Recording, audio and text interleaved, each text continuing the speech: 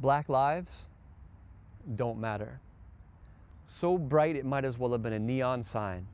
Black lives don't matter. Etched indelibly into every young white mind, from the day that we're born until the time that we die, inherited genetically like the color of our eyes. So is it really any surprise that hardly any of us cries when another one of those people dies? Now, before you dismiss this, just allow me to explain. I'm not here to make excuses. I'm not here to lay blame or shame, but it's a problem with our thinking and it must be addressed. And I don't quite know how to start, but I have to get this off my chest. Because the same old story comes across my newsfeed again, and I watch my comments section fill up with indignant white men insisting on bitching and twisting the narrative to match up with some authoritarian imperative like, well, if he didn't want to get shot, he shouldn't have been.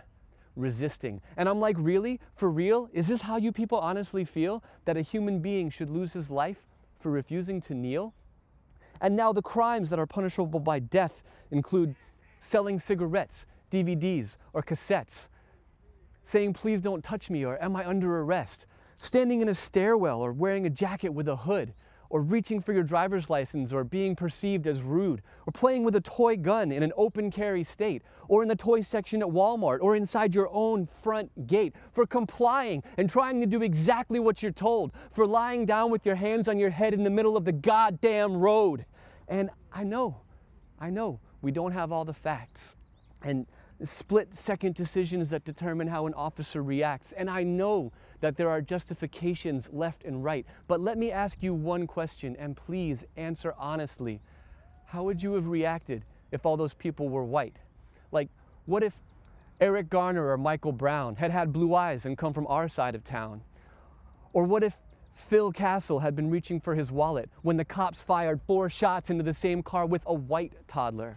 Or little Timmy Rice gunned down in his suburban front yard barely 2 seconds after the officer opened his door to the patrol car. It changes things a little bit, doesn't it? Now, my fellow white people, I hope you'll understand what I'm doing, because we have been conditioned to see non-white people as slightly less than human. Like, from the time I can first remember watching TV, and 9 out of 10 of the characters looked exactly like me. Now flash forward, 2016, we got Luke Cage, and those same indignant white folks go into a rage. Or when I had my first black teacher, Mrs. H, 3rd grade, and the adults didn't think that I heard the comments that they made. Oh, this just isn't proper. These people don't talk right. Couldn't they have found a qualified teacher who was white?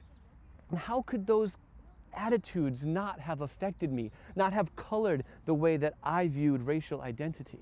Now, I was never taught violence, oppression, or hate, but I was also never taught that our differences could be something great. Like in social studies class, when we learned about African tribes, in exactly the same way we learned about animals in the wild. And fellas, remember having to steal your dad's Playboys to see some white titties? And meanwhile, National Geographic was displaying black chests for the whole world to see. Now, the lesson that taught us might not be clear on the surface. White bodies are sacred, black bodies are worthless. And no one ever had to tell us that explicitly, because what never got said made its way into our head, pumping racism through our brains like electricity.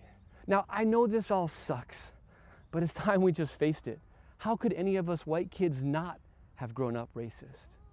But the story doesn't end there, and I hope you're still listening, because where we start out doesn't have to be our destiny. In this moment now, we can still take responsibility, change history. We can put up our hand and say, yeah, this applies to me. Because we have been so inundated with fear to even talk about race. Because we have been so inundated with fear to even talk about color. So afraid to be called racist that we shame one another.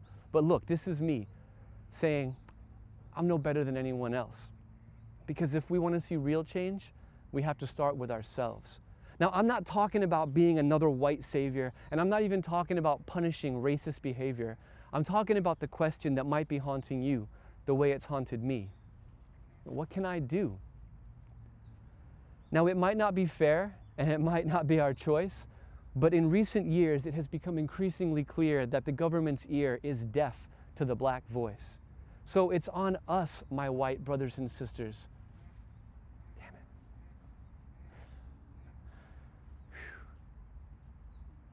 Now, I know it's not fair, and it might not be our choice, But in recent years, it has become increasingly clear that the government's ear is deaf to the black voice. So it's on us to speak up, my white brothers and sisters. And how do we start? By being better listeners. That's right, just listen. Listen when people of color share their vision. Listen without our presuppositions, without our positions and opinions, willfully suspend our own conditioned belief systems and just listen. Listen to people's histories. Listen to their tears. Listen to their stories, their hopes, their dreams, their fears. Because the time has come for reconciliation. And yes, I'm sorry, but if you are Caucasian, then you need to ask for forgiveness and patience. Because yeah, you never owned a slave, and I wasn't part of segregation. But our apathy has been a form of participation. Now, I know that to many, what I'm saying is treason. But damn it, you were born into white privilege for a reason. You were given a voice, so you might as well use it. Because if you don't speak up now, someday soon, you will lose it.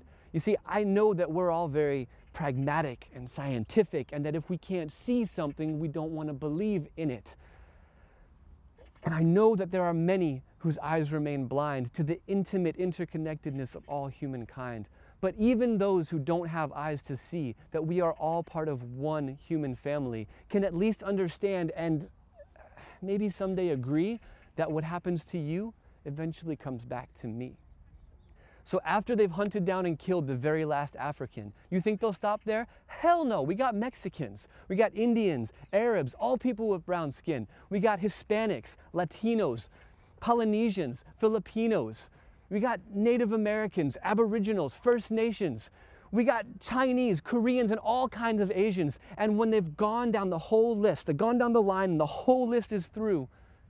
And when they've gone down the line and the whole list is through, how long do you think it'll be before they come after you? You see, right now, humanity is at a pivotal point, and each and every one of us is faced with a choice. So if we don't act now to end the hatred and the violence, someday soon we'll all pay for our apathy and our silence. So I know it's hard, and vulnerability takes courage. But confront yourself and listen, and I promise you it's worth it. And the next time you don't understand a black person's rage, or the next time black bodies are desecrated across your Facebook page, if you want to take action but you don't know what to do, start by saying these words: Black Lives Matter. And ask yourself, is it true?